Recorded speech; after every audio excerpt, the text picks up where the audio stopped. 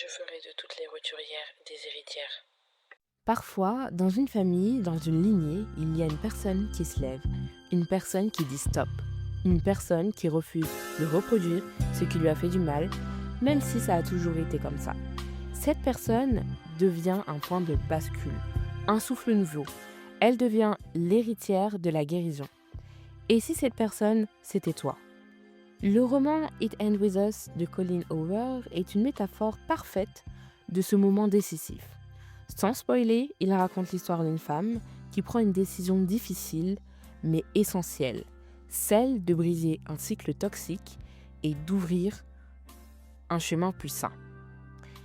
C'est plus qu'un titre, c'est un acte de courage, une révolution intérieure, c'est choisir de protéger des générations futures, même si ça te coûte aujourd'hui.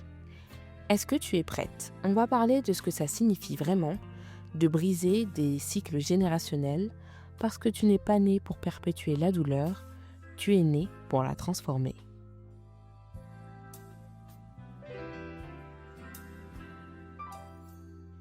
L'œuvre It Ends With Us m'a énormément inspirée à l'écriture de cet épisode. C'est un film que j'ai vu avec mes sœurs et ma mère et qui nous a toutes marquées. Je sais que ma meilleure amie a également vu ce film et je sais qu'elle était bouleversée à la fin du visionnage de cette œuvre. Et au global, c'est vraiment l'idée de briser les schémas générationnels toxiques. Briser un cycle générationnel, c'est pas juste changer d'habitude.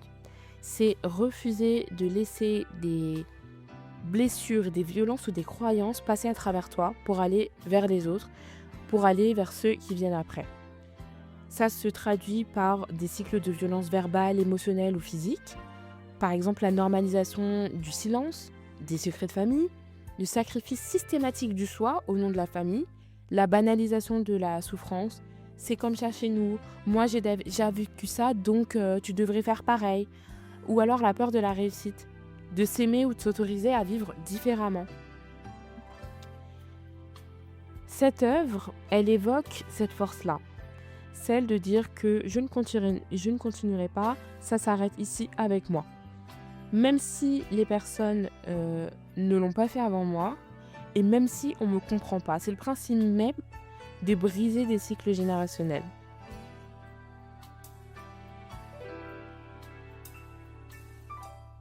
Bien sûr, tu peux avoir la volonté de briser un cycle familial toxique, mais ça ne veut pas dire que ce ne sera pas difficile. Parce que la normalisation de certains événements, c'est la norme que, par exemple, ta famille, elle a connue depuis toujours. C'est aussi une peur d'être rejeté ou de plus avoir ce sentiment d'appartenance. Et tu auras forcément des moments de doute où tu vas peut-être te dire qui je suis pour vouloir autre chose. Mais laisse-moi te dire, tu es la personne qu'il fallait pour transformer cette histoire. Tu es la réponse que ta lignée, elle attendait. C'est pas une transition, c'est un acte d'amour puissant. Un héritage nouveau que tu crées pour toi, pour tes enfants, pour celles et ceux qui viendront après toi. Il y a un message dans It Ends With Us qui est hyper bouleversant. C'est le suivant. Parfois, aimer, c'est partir. Parfois, aimer, c'est protéger. Parfois, aimer, c'est s'éloigner. Et souvent, guérir, ça demande de faire un choix inconfortable, mais qui est hyper nécessaire.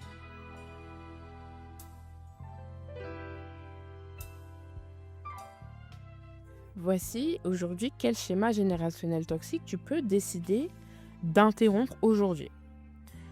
Par exemple, la culture du silence et des secrets. Ose dire ce que tu ressens. Nomme les choses. S'il y a des événements qui t'ont déplu, des abus, des choses, il faut que tu sois en mesure de les exprimer. Ce qu'on tait, ça se transmet. Ce qu'on esprit, ça se libère. Tu peux aussi être dans une position où tu vas interrompre l'idée que l'amour, ça fait mal. Combien de familles t'as pu rencontrer où, par exemple, la mère, elle était maltraitée émotionnellement par le père, ou le père était un homme qui produisait énormément d'adultère. C'est pas une normalité en fait, c'est pas une norme. Tu peux être dans la position de dire que l'amour, c'est pas censé blesser. Tu as le droit à un amour doux. Les gens dans ta famille ont le droit à un amour doux. Et cet amour, il doit être doux, respectueux et sécurisant. Tu peux prendre le choix également d'interrompre le sacrifice systématique de toi-même. Tu n'es pas né pour t'épuiser à sauver les autres. Tu es né pour t'aimer toi d'abord et créer une vie qui te ressemble.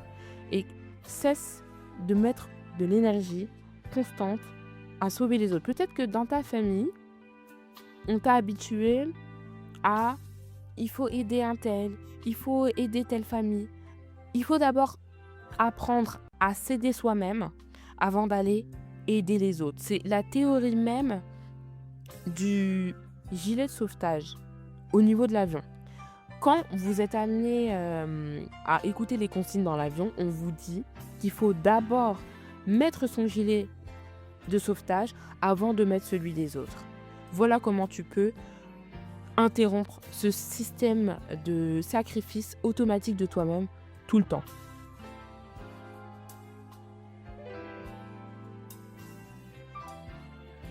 Maintenant, je vais t'expliquer comment tu peux mettre un terme à tout ça dans la vraie vie.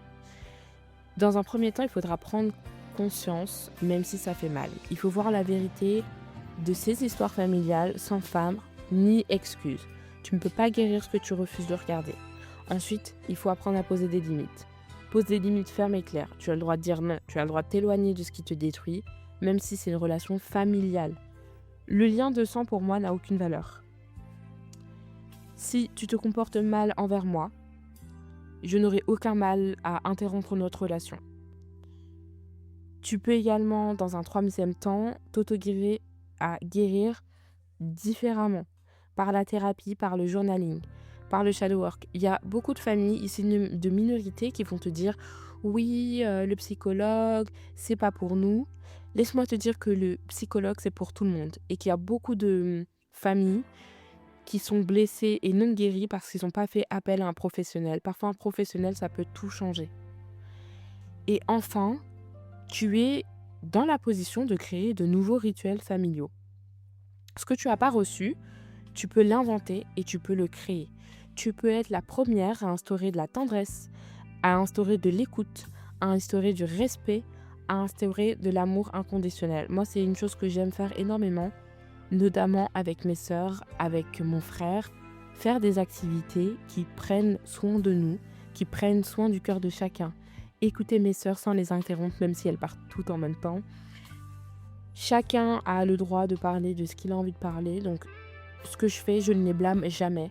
Je veux pas qu'ils ressentent une frustration du fait de ne pas être écoutés ou alors qu'on leur dise non, on n'a pas le temps pour ça. J'ai toujours le temps pour mes frères et sœurs, pour les entendre, pour les écouter. Et ça, c'est un travail que vous pouvez mettre en place également. Dans certaines familles, on a longtemps pensé que l'amour, ça passait par le contrôle et la critique. Que pour faire en sorte que tu sois en sécurité, il fallait te surveiller et tout maîtriser. Donc, tu as peut-être été amené à grandir dans l'hypervigilance. Jusqu'au jour où tu as compris que tu méritais une relation avec toi-même et une relation avec les autres qui pouvait être douce, saine et confiante.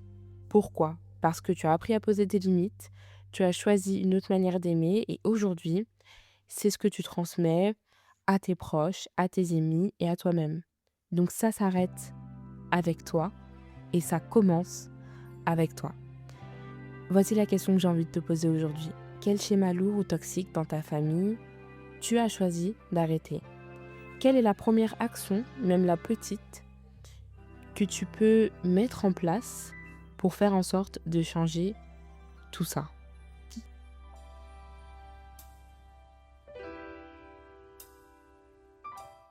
Aujourd'hui, j'ai envie de te dire que tu es la pionnière de ta lignée.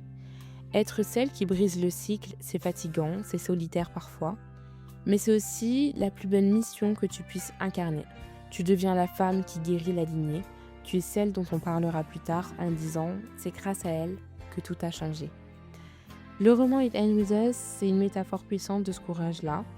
Il montre ce que l'on ose faire par amour pour soi et pour les autres. Tu n'as pas à porter ce qui t'a été transmis, tu peux poser ce fardeau et choisir d'être libre. Donc, it ends with you. Donc, si cet épisode t'a parlé, partage-le avec une héritière qui en a besoin. Et souviens-toi, tu es la réponse, tu es la guérisseuse, tu es la créatrice d'une nouvelle histoire. Prends soin de toi et à bientôt sur l'héritière.